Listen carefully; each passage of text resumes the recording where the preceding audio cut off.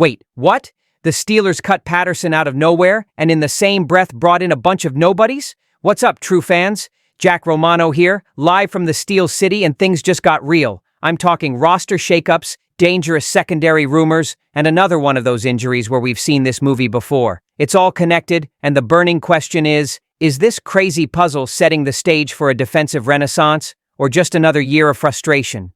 Stick around, because this story is just heating up. All right, Steelers Nation, before we dive into the details of this Tuesday's latest team news, just a quick favor. If you dig this kind of analysis, hit that subscribe button. It really helps the channel grow and keeps this passionate Steelers community alive. We're in this together. Man, what is going on with this Steelers roster? Out of nowhere, Cordarrelle Patterson was cut, and he broke the news himself. Talk about awkward. The official announcement only came the next day, confirming a move that caught everyone off guard, and along with that decision came more pieces moving on this crazy chessboard. Defensive tackle Dominique Davis, tight end Kevin Folsch, and running back Lou Nichols arrived. Meanwhile, linebacker Jeremiah Moon and wide receiver Montana Lamonius Craig were also released. Let's break it down. Patterson, a seasoned veteran, was brought in much more for his versatility and return specialist role than as a primary offensive weapon. But let's be real, the guy didn't deliver. Last year, he averaged 21.8 yards per return, nothing to write home about. Still, the cut signals that the coaching staff is truly turning the page, looking for new blood.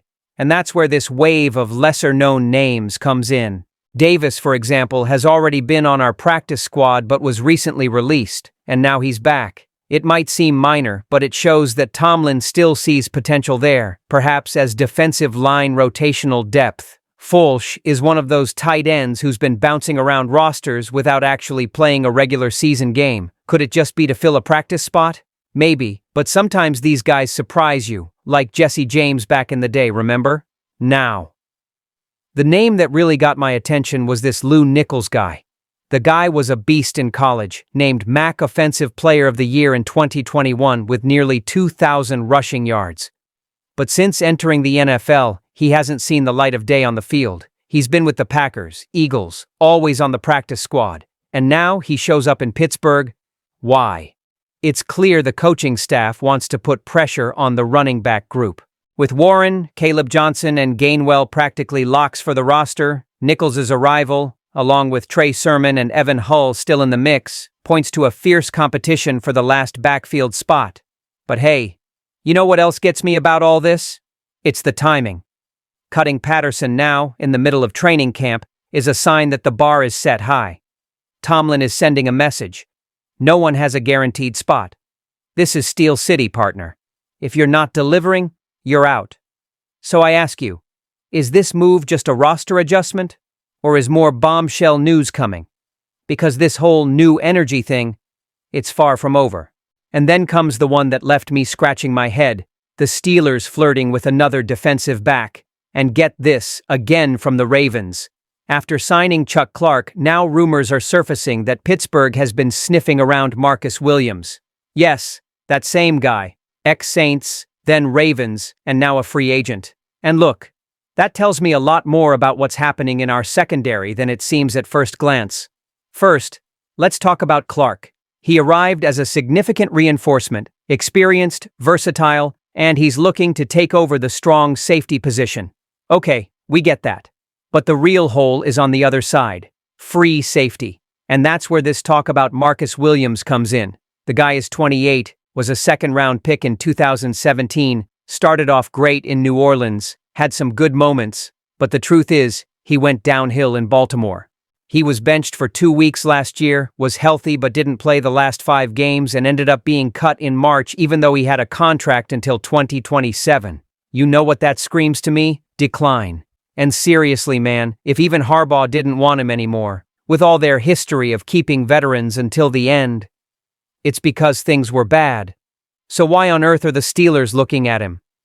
The answer is simple. Technical desperation. This secondary is full of question marks, man.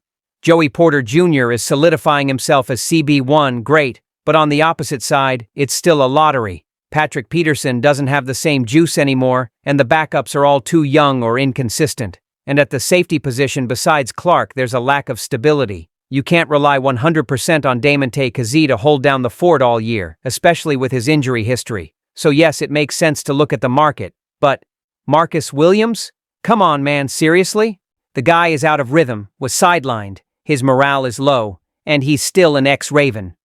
Then comes the emotional dilemma. Is it worth bringing in a divisional rival just because he's available? We've done that before, and it didn't always turn out well. Now you tell me in the comments. Should the Steelers really invest in a name like Williams, or is it better to bet on the young guys and keep molding the secondary themselves?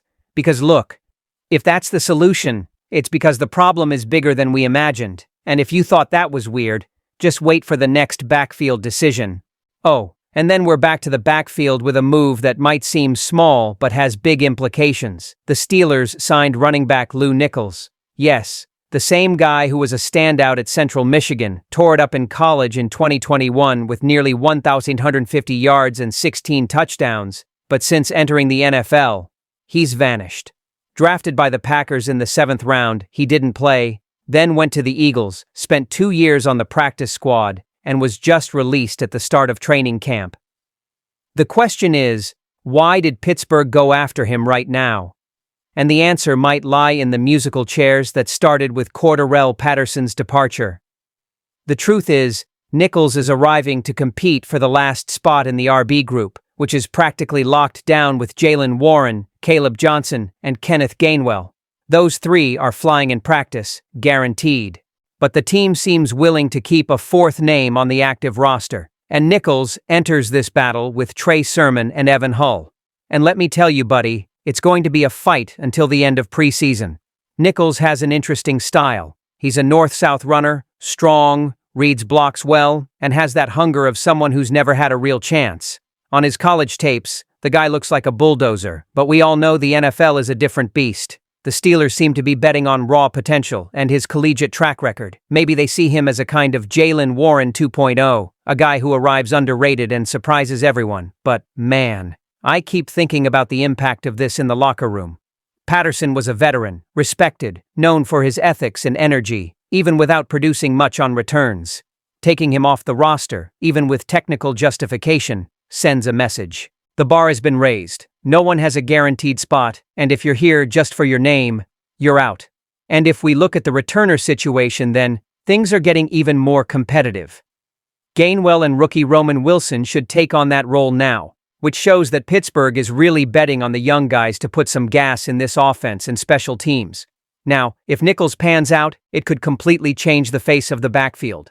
And if it doesn't work out, he's just another name that came through, was tested, and fell by the wayside. But hey, if there's one thing I've learned from this coaching staff, it's that they like to find raw diamonds. The question is, did they find another one? And if you think this battle on offense is heating up, just wait for the drama on defense. And to cap off this festival of moves, another casualty, and it's on defense. Jeremiah Moon, the linebacker who came from the Ravens, was officially waived by the Steelers after suffering a calf injury during training camp. It was ugly, man. He went down in the middle of the 7 shots drill, had to be carted off, and soon after came the news. He was placed on waived injured. And then, buddy, you know what that means? Moon now enters the infamous NFL limbo. If no one claims him on waivers, he goes straight to the Steelers' injured reserve list, and then the team has 5 days to try to reach an injury settlement. If no agreement happens, the guy stays on IR for the rest of the year. And you know what else weighs heavily on all this? The timing. Moon was starting to stand out in special teams drills. He came with that physical edge, trying to secure a final roster spot. He had played 13 games last year, which wasn't bad, 9 tackles in 333 snaps. And the Steelers even showed confidence in him, renewing his contract for $1.03 million back in March. In other words, he wasn't just a practice body, the guy was in a real competition. Now, with this injury, he's practically out of the game. And look, this isn't just bad luck. This affects the entire defensive rotation, especially on special teams, which Tomlin values immensely. With Moon out, other names will have to move up the depth chart and take on responsibility prematurely. And let's face it, Linebackers who contribute well on special teams are pure gold on the roster. His loss opens up a huge gap, and I'll tell you something. This string of injuries and cuts is starting to get concerning. First Patterson, now Moon. The roster is getting younger, more inexperienced, and this on a team with ambitions to come on strong in January? The alarm bells should be ringing. We've seen this happen before. Remember the year the defense fell apart after the bye week?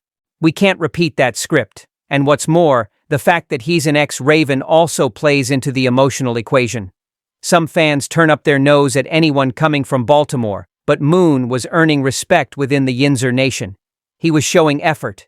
And now, because of a silly injury, he might be out of chances. Now I ask you, man, will the Steelers look for someone to replace him, or will they trust what they already have? Because camp is just starting, and bodies are already dropping. Man, look what this Tuesday in Pittsburgh turned into. A veteran cut, a promising rookie arriving, the defense turning into a puzzle, and the shadow of the Ravens looming everywhere. This isn't just preseason, no, it's a test of nerve, of identity, of the future. And you know what else gets me? The feeling that the Steelers are about to do something big or completely implode. Everything is on the edge. Now answer me.